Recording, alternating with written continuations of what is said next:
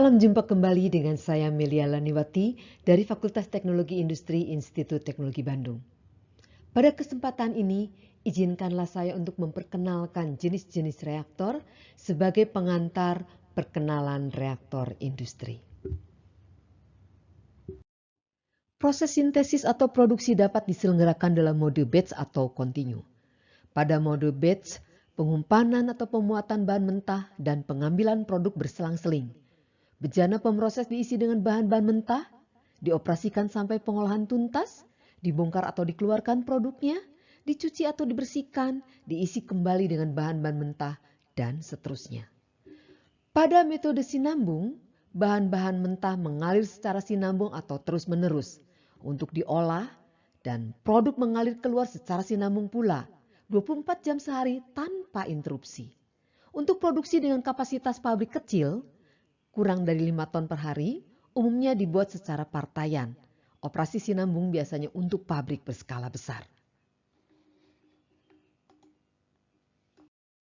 Misal dalam memproduksi bahan kimia C dari A dan B yang harus dilangsungkan pada suhu di atas suhu kamar, kemudian reaktan A dan B sisa yang tidak terkonversi harus dipisahkan dari produk C, maka untuk memproduksi C dalam skala kecil, misal seperti biasanya dilakukan di laboratorium, yaitu dalam skala miligram sampai 1 kg, bisa menggunakan peralatan dan proses seperti terlihat pada gambar di sebelah kiri, dan pengoperasiannya secara batch.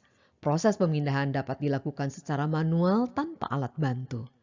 Sedangkan dalam skala besar, proses produksi yang sama harus menggunakan skema peralatan dan proses seperti terlihat pada gambar sebelah kanan. Karena kapasitasnya yang tinggi biasanya dioperasikan secara kontinu atau sinambung. Campuran reaksi dialirkan dengan laju yang konstan. Proses pemindahan dari tangki A dan B menuju reaktor dan terlebih dahulu harus dinaikkan temperaturnya, harus menggunakan alat bantu seperti pompa.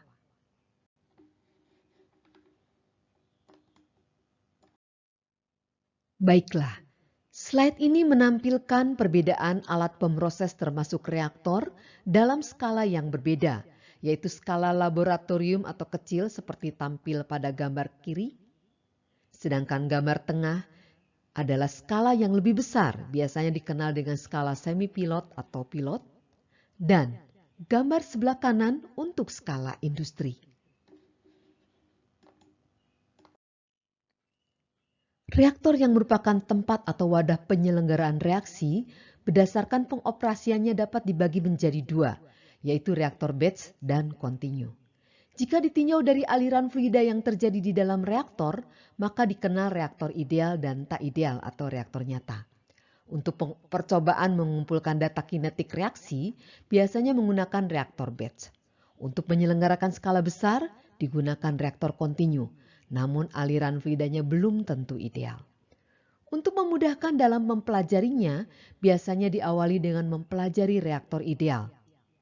Ada dua reaktor ideal, yaitu yang pertama RTIK dengan asumsi pengadukan di dalam reaktor sangat sempurna.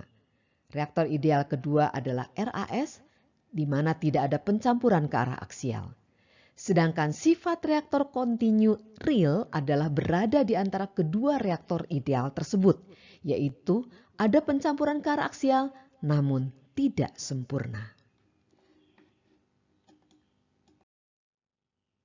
Keuntungan menggunakan reaktor batch adalah biaya instrumentasi yang rendah serta fleksibilitas operasi yang tinggi. Namun kerugiannya diantaranya adalah tahapan memasukkan umpan atau reaktan, tahap reaksi, dan tahap mengeluarkan campuran reaksi dilaksanakan pada waktu yang berbeda, sehingga reaktor sering shutdown. Biaya operasi tinggi dan kualitas produk sulit dikendalikan.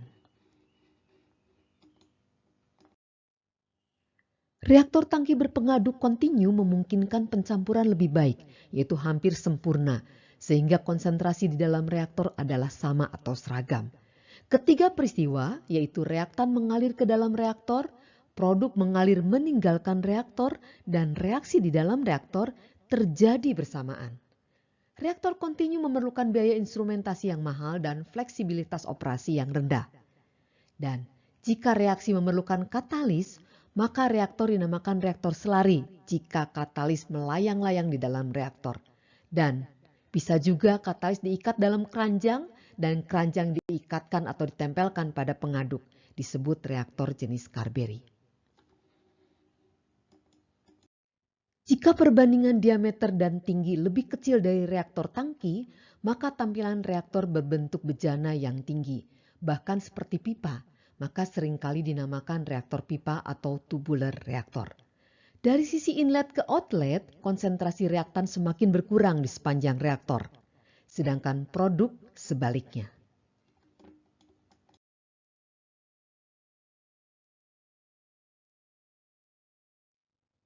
Jika menggunakan katalis berwujud padatan, maka katalis dapat ditempatkan di dalam reaktor sebagai ungun tetap, disebut fixed bed reaktor, atau ungun terfluidakan, disebut fluidized bed reaktor.